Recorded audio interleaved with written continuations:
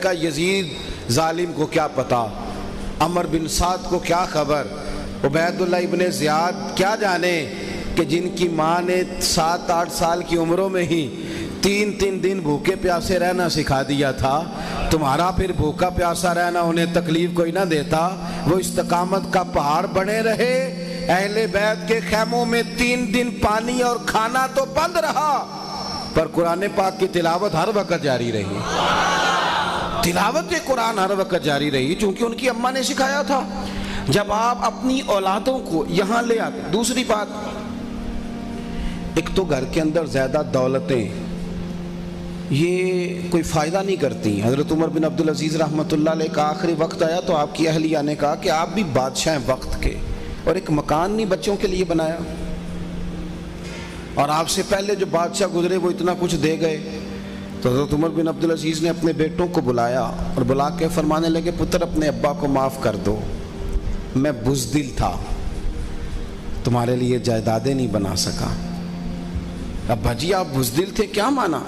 فرمانے لگے، پتر میں دوزخ سے ڈر گیا تھا، اللہ کے عذاب سے ڈر گیا تھا، اگر نہ ڈرتا جری ہو جاتا تو پھر کٹھا کرتا جو مرضی، اس طرح مرضی جائز ناجائز کی پرواہ نہ کرتا، بس ٹھیک ہے کر لیتا، میں ڈر گیا تھا، میں تمہارے لیے کچھ نہیں بنا سکا، مجھے معاف کر دینا۔ تو بیٹے آپ کے رو پڑے، کہنے لگے، ابا جی پرانے بادشاہوں کی اولادیں گزرتی ہیں تو لوگ طنز کرتے ہیں، اور ہم جب گزرتے ہیں تو لوگ ہاتھ اٹھا کے دعائیں دیتے ہیں، اس لیے جو کچھ آپ نے ہمارے لیے بنایا، ایک تو یہ۔ دوسری بات، امام حسین مسجد نبوی شریف میں حضور کے ساتھ گئے، یہ بھی بخاری ہے، صدقے کی کھجوروں کا ڈھیر تھا۔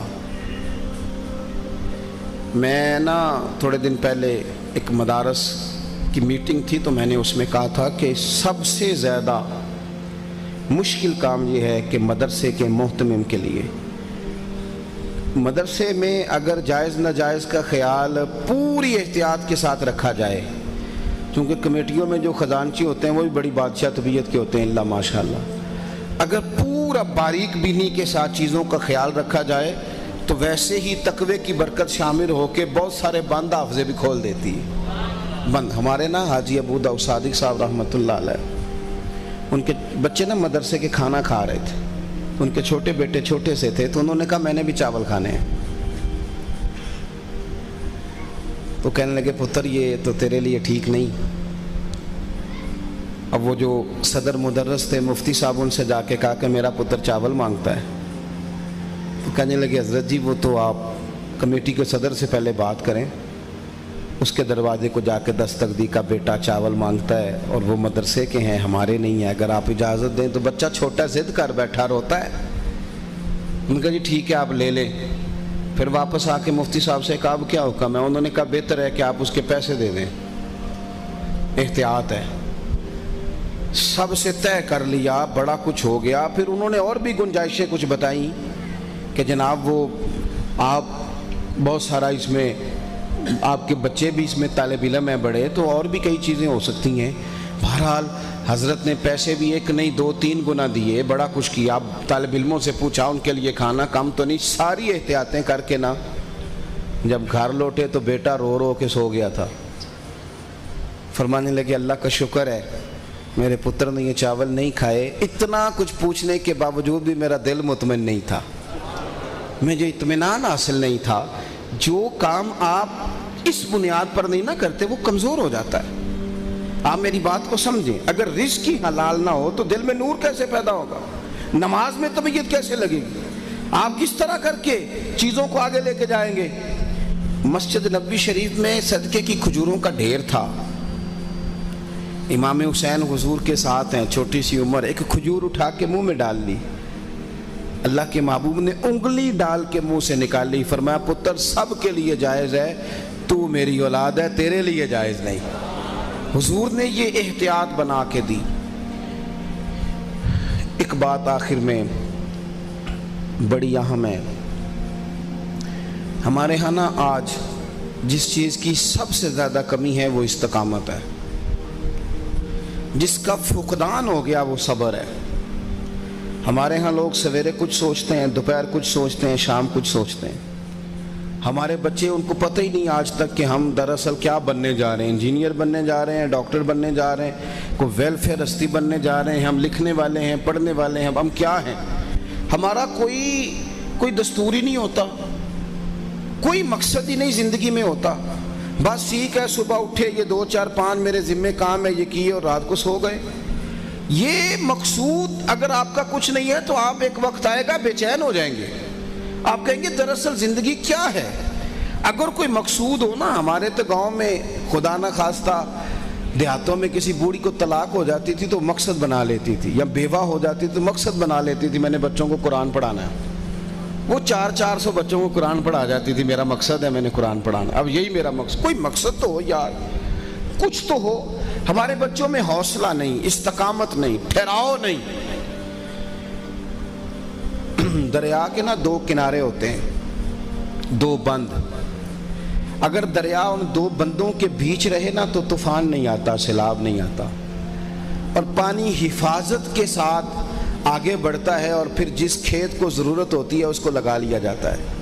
پھر اس سے پھول اگتے ہیں, پھل اگتے ہیں, کھیت بنتے ہیں, سبزہ اگتا ہے. لیکن اگر وہ بند ٹوٹ جائیں تو طوفان برپا ہوتا ہے. زندگی میں صبر اور استقامت خواہشات کے آگے 2 بند ہیں.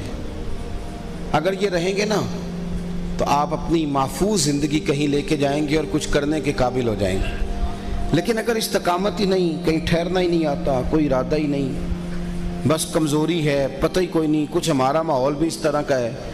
4 رات کو ٹی وی پہ اینکر بیٹھتے ہیں, وہ صرف الجھاتے ہیں, بے یقینی پیدا کرتے ہیں. 4 مہمانوں کو وہ لیتے ہیں, کوئی بات سناتا ہے, کوئی بات سناتا ہے. آخری رزلٹ یہ ہے کہ فیصلہ خود کر لینا. قوم بیچاری الجھ گئی ہے, ہر گھر میں 4 4 5 5 گروپ بن گئے. پیروں کے پاس چلے جائیں تو انہوں نے یقین دینا تھا, وہاں وہ لوگ بیٹھ گئے ہیں جو کہتے ہیں تینوں کسی نے کچھ کیتا ہے.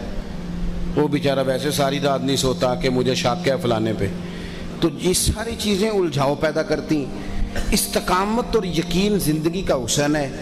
ایک شخص نے آ کے کہا تھا نبی کریم صلی اللہ علیہ وسلم سے کہ حضور میں ایک دفعہ آیا ہوں, شاید دوبارہ نہ آ سکوں, کوئی ایک بات آپ بتا دیں جس پر میں پابندی کروں تو اللہ تعالیٰ میری دنیا اور آخرت سنوار دے. تو حضور نے کہا ایک ہی بات بتاتا ہوں, یاد رکھنا, جب تو نے کہا نہ کہ اللہ میرا رب ہے, جب تو نے کہا نہ کہ اللہ میرا رب ہے تو پھر اس پہ ڈٹ جا, پھر ڈٹنا سیکھ. اگر تو ڈٹ گیا تو یہ دنیا اور آخرت بن گئی. اور یہ جو لوگ کہتے ہیں نا کہ مدد آئے گی تو ڈٹوں گا, اچھی طرح قرآن کی ترتیب سمجھ لے, پہلے آپ نے ڈٹنا ہے پھر مدد آنی ہے. ان الذین قالوا ربنا اللہ ثم استقاموا, بے شک جنہوں نے کہا اللہ ہمارا رب ہے پھر وہ ڈٹ گئے, تتنزل علیہم الملائکہ, پھر اللہ فرشتوں کا نزول فرمائے. ایک دفعہ کھڑے تو ہوں آپ کھڑے ہی نہیں ہو رہے, کبھی ادھر سویرے ادھر پرسوں ادھر, اس طرح کام ہوتا ہے. آپ جس کو حق اپنے اندر جب آپ نے اتار لیا پھر ڈٹیں. امام حسین کے ساتھ وہ ساری چیزیں تھیں جو کسی کو بھی بلیک میل کر سکتی ہیں. بندے کے ساتھ ویسے فیملی ہو تو کسی جگہ بندہ آرام سے کھڑا نہیں ہو سکتا, کہتا یار میرے ساتھ بچے ہیں, گھر چھوڑا ہوں پھر بات کروں گا, ویسے روٹین میں ہی. اور اگر جنگ میں بچے ساتھ ہوں, بچیاں ساتھ ہوں, اور پھر بھوکے ہوں, 3 دن کے پیاسے ہوں, اور میرے بھائی یہ ساری چیزیں بندے کو کمزور کرتی ہیں. اپنے دیس میں بندہ جوان ہوتا ہے, پردیس میں وہ پریشان ہوتا ہے. امام علی مقام کو مکہ اور مدینہ میں تو نہیں تھے نا. یہ ساری چیزیں تھیں, پر ڈٹ کے میدان میں آئے. اور جب مقام بیضاء میں پہنچے, مکہ مکرمہ سے کربلا جاتے ہوئے مقام بیضاء میں کھڑے تھے, فرزق شاعر ملا, کہنے لگا حضور آگے نہ جائیے گا. فرمایا کیا ہوا؟ کہنے لگا کوفے والوں کے دل آپ کے ساتھ ہیں, تلواریں یزید کے ساتھ ہیں. امام فرمانے لگے دلیل کیا ہے؟ کہنے لگا میں حضرت مسلم بن عقیل رضی اللہ تعالیٰ عنہ کی مقدس لاش کو کوفے کے چوک میں لٹکا ہوا دیکھ کے آیا ہوں. امام حسین فرمانے لگے اچھا ایک بات پھر مجھے بس تو بتا دے, میرا بھائی مسلم لٹک گیا ہے, کسی ظالم کے آگے جھکا تو نہیں؟ کہیں جھکا تو نہیں تو نے دیکھا؟ کہا حضور جھکے نہیں. فرمایا پیچھے ہٹ پہ رستہ چھوڑ, مجھے بھی اس رستے پہ جانے دے جہاں جھکنا نہیں آتا, سر کٹانا ضرور آتا ہے, جانے دے. حضرت عبداللہ ابن زبیر رضی اللہ تعالیٰ عنہ نا امام حسین کے بعد یزیدی